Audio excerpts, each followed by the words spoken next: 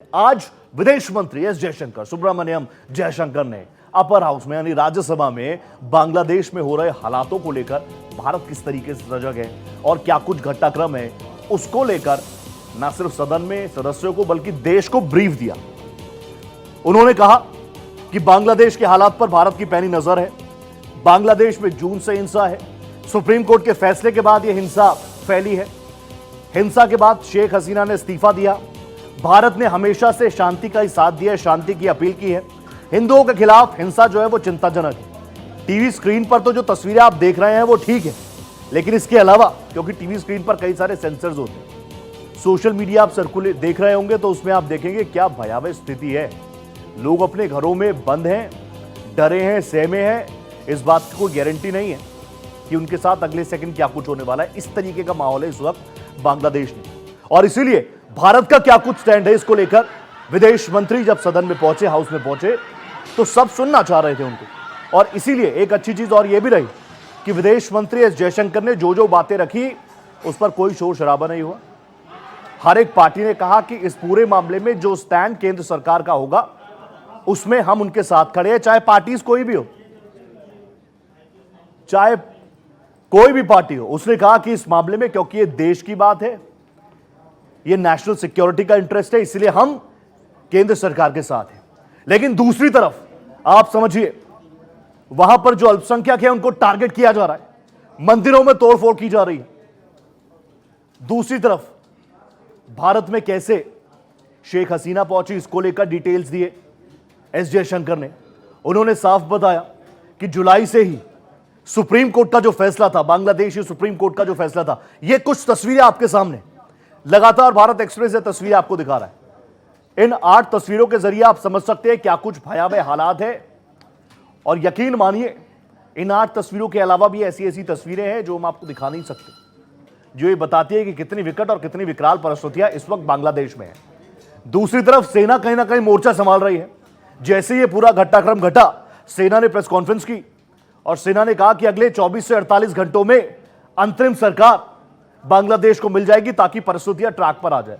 देखिए, कई ऐसे सेक्टर्स रहे जिसमें शेख हसीना के नेतृत्व में जबरदस्त परफॉर्म बांग्लादेश कर रहा था। अब पूरी चीजें मानो डिरेल हो गई, एक बार फिर से जीरो से स्टार्ट करना पड़ेगा। अमेरिका की तरफ से भी बयान आया। 4 सिनेरियो क्या कुछ हो सकते हैं बांग्लादेश में, वो देखिए आप। सिनेरियो 1, छात्रों को इंसाफ दिलाने के बहाने सेना मोर्चा संभाल सकती है, काबिज हो सकती है सत्ता में। दूसरा, 3 महीने बाद चुनाव हो और तब एक चेहरा चुनकर आए।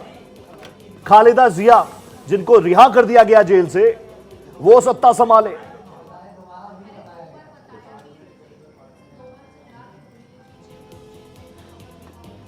सिनेरियो और क्या कुछ है, सेना कमान संभाले, सामान्य हालात होने पर शेख हसीना की वापसी हो। चौथा सिनेरियो आप देखिए, कट्टरपंथी जमात इस्लामी सत्ता में आ जाए। ये 4 सिनेरियो इस वक्त करंट सिनेरियो बांग्लादेश में बनते हुए नजर आ रहे हैं। ये 4 सिनेरियो हैं। हालांकि अलग अलग देश जो हैं, खुद अमेरिका कह रहा है कि हमारी नजर बांग्लादेश पर बनी हुई है।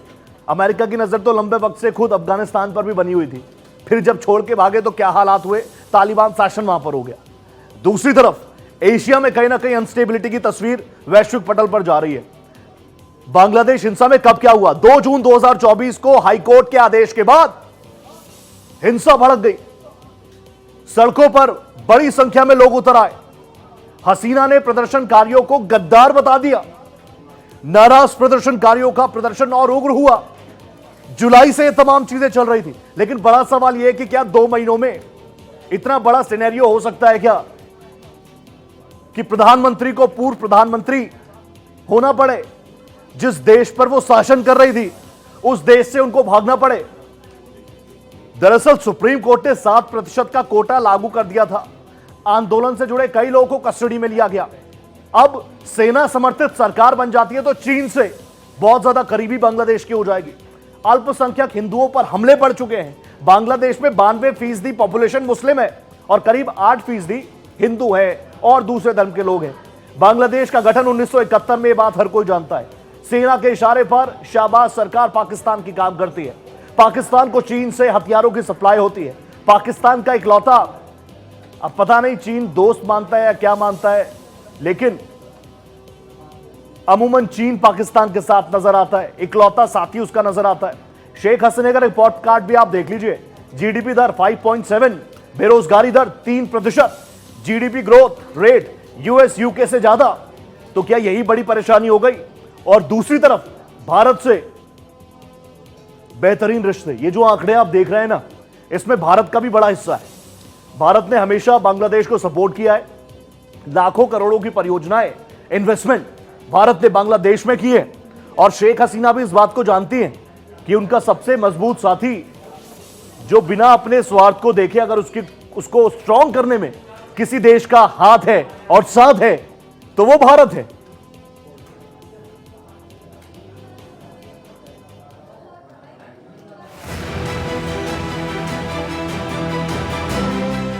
बांग्लादेश में हिंसा और बेकाबू हालात के बीच शेख हसीना पीएम पद से इस्तीफा देने के बाद भागकर भारत आ चुकी हैं।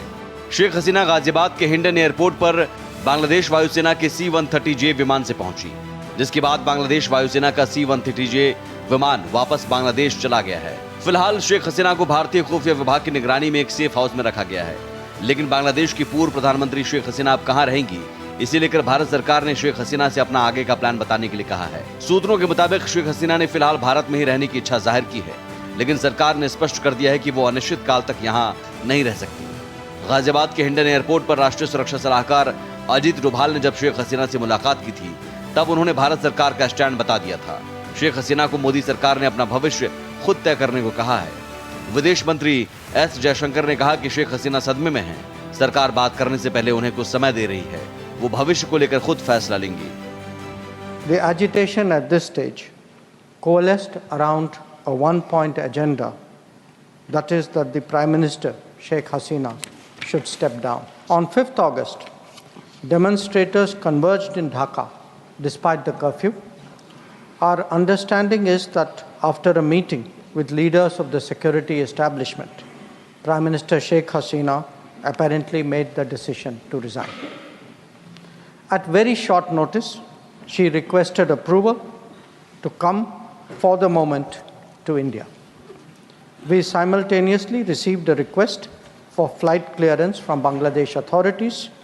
She arrived yesterday evening in Delhi. वहीं सूत्रों के मुताबिक शेख हसीना ने पीएम मोदी से मुलाकात की मांग की है, लेकिन अंतर्राष्ट्रीय स्तर पर इसके असर को देखते हुए ये फिलहाल थोड़ा मुश्किल लग रहा है। शेख हसीना की एक बेटी है जो भारत में काम करती है।